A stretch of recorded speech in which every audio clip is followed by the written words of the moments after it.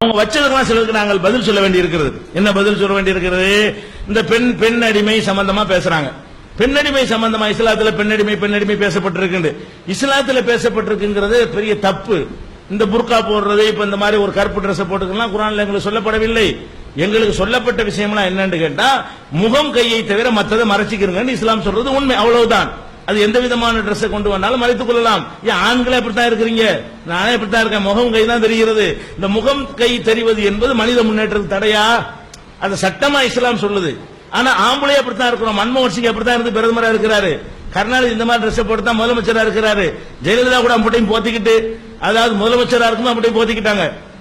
அம்பட்டையும் போத்தாத நேரத்தில் முதலமைச்சர் ஆக முடியல. அப்போ ஒரு முதலமைச்சரா இருப்பதுக்கு தடையாவா இருந்துச்சு?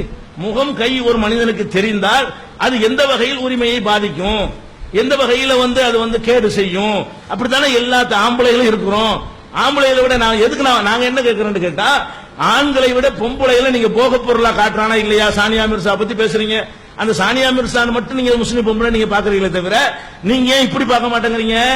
ஒரு ஆம்பளைய அதே விளையாட்டுக்கு எந்த டிரெஸ் தேர்ந்தெடுக்கிறான், ஒரு பொம்பளைக்கு எந்த விளையாட்டுக்கு ஜட்டி தெரியறதுக்கு தேர்ந்தெடுக்கிறான். அதே மாதிரியான விளையாட்டு ஆம்பளை விளையாடும் போது முழங்கால் வரைக்கும் டிரெஸ் போடுறான், பொம்பளை விளையாடும் போது குதிக்கும் போது ஜட்டி தெரியற அளவுக்கு முடியான்னு போடுறான் ஒரு இன்ச்சுக்கு. அதுதான் கான்செப்ட். இப்படியா போடுறான்? போகம் தானே அர்த்தம். பொம்பளை ஆம்பளை எப்படி சினிமாவுல கதாநாயகனை எப்படி காட்டுறான், அப்ப கதாநாயகி மட்டும் எப்படி காட்டுறான்? அதுல நம்ம கோபம் வரணும். அப்ப ஆம்பளையில ஜட்டியோட விட்டு ஆடி காட்டுறானா கதாநாயகனாச்சு, ஜட்டி போட்டு ஆடுறானா? பொம்பளையில மட்டும் ஒரு மாதிரியா காட்டி போக பொருளாக்குறதுனா இதான் போக பொருள்.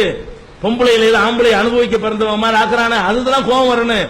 இஸ்லாம் என்ன சொல்லுதுன்னா, ஆம்பளைக்கு பொம்பளைக்கு டிரெஸ்ல வித்தியாசம் இல்லன்னு நீங்க சொல்ல வர்றீங்களா? சமம்டா தானே அர்த்தம். நீங்க சட்டையும் கழட்டி பனியும் கழட்டி வீட்டுல உட்காந்துருப்பீங்க. உங்க மனைவியை உங்க சகோதரி எப்படி வீட்டுல உட்காருவாங்களா? உங்க மனசாட்சியை சொல்லுது ஆணை விட பெண்ணு கூடுதலா மறைக்கணும். கூடுதல் எவ்வளவு என்பதுதான் உங்களுக்கு எங்களுக்கு சண்டையை தவிர கூடுதல் சம உடை என்பதில் கிடையாது. ஆம்பளை அணிகிற மாதிரியான ட்ரெஸ்ஸோட பொம்பளை நீங்க வர விடுங்க, உள்ளுக்குள்ள அணிகிற அதே ட்ரெஸ்ஸோட நீங்க வர விடுவீங்களா? அப்ப என்ன நீங்க பாக்குறீங்க? இதெல்லாம் உரிமையை பறிக்குதுங்கிறீங்க. அவ்வளவு வேண்டாம். இதே கும்பகோணம் ஐயா சொன்னாங்க, அந்த கும்பகோணத்துல 10 லட்சம் பேர் நடத்திய ஒரு பேரணி நடத்தணும். 5 லட்சம் பேர் பெண்கள், முஸ்லிம் பெண்கள். எந்த பொம்பளைங்க போற வெளியே வரமாட்டாங்கன்னு சொன்னீங்களா, அந்த பொம்பளையை தான் சொல்றேன். அப்ப நாங்க எதுல முடங்கி போயிட்டோம்? கிளம்ப ஜெயிலுக்கு போறத முடக்கி வச்சிருக்கிறோமா? வீரியமா படிக்கிறதுல முடக்கி வச்சிருக்கிறோமா? வெள்ளக்காரன் காலத்துல எங்களுடைய சுதந்திரம் கொடுத்து சுதந்திரம் படிச்சோம், இடஒதுக்கீடு பறிச்சான். அதனால நாங்கள் படிக்க முடியல. ஆம்பளையும் படிக்கல, பொம்பளையும் படிக்கல. அதான் மேட்ரு. பொம்பளை மட்டும் படிக்கல மாதிரி கணக்கு பண்றீங்க. ஆம்பளையும் அப்படிதான் நாங்க படிக்கல. அப்ப ஒட்டுமொத்த சமுதாயமே அதனால அதை வச்சு நீங்க சொல்லலாமே தவிர இன்றைக்கு படிக்கக்கூடியவர்களாக மாறி இருக்கிறாங்க. அதனால இந்த டிரெஸ் உடைய வித்தியாசம் என்பது பெண் உரிமை சம்பந்தப்பட்டதா? சொத்துல உரிமை இல்லைன்னு சட்டமைப்பு தான் நீங்க கொண்டு வர்றீங்க. சொத்துல பெண்களுக்கு உரிமை அன்னைக்கு நாங்க சொல்லியிருக்கோமா இல்லையா? என்ன பெண் உரிமை பறிச்சு விட்டோம்? கணவனை கட்டாய கல்யாணம் பண்ணக்கூடாது எங்க மார்க்க சொல்லுதா இல்லையா? விருப்பம் இல்லாம பண்ணக்கூடாதுன்னு சொல்லுதா இல்லையா? விருப்பம் இல்லாம பண்ணா செல்லாதுன்னு சொல்லப்பட்டிருக்கா இல்லையா? பொம்பளைக்கு புருஷனை பிடிக்கலன்னா விவாகரத்து பெறுவதற்கு இன்னைக்கு கூட சட்டம் இல்ல. இன்னைக்கு எங்க மார்க்கத்தில் சட்டம் இருக்க, பொம்பளைக்கு புருஷனை பிடிக்கலன்னா போடான்னு போயிட்டு இருக்கலாமே. அதுக்குரிய முறைப்படி பெண்களுக்கு விவாகரத்து உரிமை சட்டம் 1400 வருஷம் கற்பனை பண்ண முடியுமா? நீங்கள் என்னென்னதெல்லாம் புரட்சி சிக்கன திருமணம், பகுத்தறிவு திருமணம் என்னன்னு நீங்க சொல்லுங்க. அதெல்லாம் நீங்க சொல்லி இருக்குது எங்களுக்கு. நீங்க எதை மட்டும் பாக்குறீங்க? எங்களுக்கு உள்ள நாங்கள் என்ன அனுபவிக்கிறோம் உங்களுக்கு தெரியாது. எங்களுக்கு வெளியே நீங்கள் அந்த ஆடையை மட்டும் தான் பாக்குறீங்க. அதை மட்டும் தான் உங்களுக்கு தெரிகிறது. நாங்க உள்ள வேற எந்த மக்களுக்கும் கிடைக்காத உரிமையை எங்க பெண்கள் அடைவது உங்களுக்கு தெரியாது. சொத்துக்களை பெண்கள் பேர்ல வச்சுக்கிற முடியாது. நாங்க தான் வச்சுக்கிட்டு இருக்கோம் 14 நூற்றாண்டா. இதுக்கெல்லாம் பெரிய பெரிய சட்டங்கள்லாம் வர வேண்டி இருந்துச்சு. அப்போ ஒன்னும் கொடுக்க மாட்டேங்கிறான். அதெல்லாம் நீங்க விளங்கணும். அது மாதிரி என்ன செய்றீங்க? இந்த பலதாரமான விஷயத்துக்கு அது வர்றாங்க. ஆம்பளை மட்டும் பல கல்யாணம் பண்ணிக்கிறான்னு சிலம் என்ன பண்ணுது? அதுக்கு ஒரு கேள்வி கேட்கிறாரு. வாரிசு பிரச்சனை இப்ப கிடையாது. பொம்பளையே தன்னுடைய சொந்த சக்தியை கொண்டு என்ன செஞ்சிருவா? அவ குழந்தைய வளர்த்துருவா. இப்ப என்னத்துக்கு 4 வருஷம் கட்டிக்கலாமான்னு நான் கேட்கிறேன். சாதாரணமா இதெல்லாம் ஒரு செக்ஸ் மாதிரி போயிடக்கூடாது. நினைச்சுக்கிறவங்க கூட சொல்லத்தான் வேண்டியிருக்கு. குடும்ப வாழ்க்கை என்பதை, ஆண் பெண் உடற்கூறு என்பதை கொஞ்சம் சென்ஸோட கவனித்து பார்த்தா இந்த கேள்வி கேட்கலாமா? ஒரு ஆம்பளை இருக்கான், ஒரு பொம்பளை இருக்கிறா. இந்த பொம்பளை அந்த ஆம்பளை விரும்பிட்டான், அந்த ஆம்பளை இந்த பொம்பளை விரும்பல. ஏதாவது செய்ய முடியுமா? செய்ய முடியுமான்னு கேட்டேன். பொம்பளை இந்த ஆம்பளை விரும்பிட்டாங்க. இவன் விரும்பினாத்தான் இவன்கிட்ட உறுப்புல கிளர்ச்சி வரணும், அப்பதான் செய்ய முடியும். அப்ப விரும்பி இவன் ஆசைப்பட்டா தான் இவளால் 50 பொம்பளை சேர்ந்து ஒரு ஆம்பளையை கவர் பண்ணா கூட அவனுக்கு அந்த எண்ணம் இல்லாட்டி ஒண்ணும் பண்ண முடியாது. வழங்குதா? ஆம்பளை இருக்கான், பொம்பளை விரும்பல. நடக்குமா நடக்காதா? நடந்துரும். இது இது இது ரொம்ப விவரமா கூட அசிங்கமா போயிடும், இந்த சபைக்கு ஏற்றதா இருக்காது. நீங்க என்ன விளங்கணும்னு கேட்டா 4 பேரை ஒருத்தர் கட்டிக்கிட்டாருன்னு சொன்னா அது எப்படி செக்ஸ் நடக்கும்? செக்ஸ் தானே கல்யாணம், கல்யாணம் அதுதானங்க. அது எப்படி தீர்மானிக்கிறது, எப்படி வரும்னு கேட்கிறேன். இதை நான் விவரமா சொல்ல வேணா, இது அப்படி டெவலப் பண்ணீங்கன்னு சொன்னா இந்த மாதிரி அவளுக்கு கொடுத்தது இவனுக்கு கொடுத்தா என்னன்னு கேட்க மாட்டீங்க, அது இவனுக்கு கொடுத்தா அவளுக்கு கொடுத்தா கேட்க மாட்டீங்க. அவ்வளவு விஷயங்கள் அடங்கி இருக்குது. இந்த ஒரு வார்த்தையெல்லாம் நான் இதை சொல்ல முடியும். செக்ஸை பொம்பளைக்கு தீர்மானிக்க முடியவில்லை, அதான் உடற்கூறு. ஆம்பளை தீர்மானிச்சா செக்ஸ் நடக்கும், பொம்பளை விரும்பினால் நடக்காது. ஆம்பளை விரும்புற மாதிரி சில காரியங்களை பண்ணி அவனை கிளர்ச்சி ஊட்டி அவனு எஸ் வராத வரைக்கும் ஒரு பொம்பளையால் ஒரு ஆம்பளை ஒண்ணும் பண்ண இயலாது. இதான் மேட்ரு. ஒரு ஆம்பளையால் அவள் விரும்பாவிட்டாலும் என்ன வேண்டாலும் பண்ணிவிட முடியும். இதான் மேட்ரு. இதை நீங்க டெவலப் பண்ணி பார்த்து நீங்க சிந்திச்சு அதுல அந்த வேறுபாட்டை விளங்கி கொள்ளுங்கள்.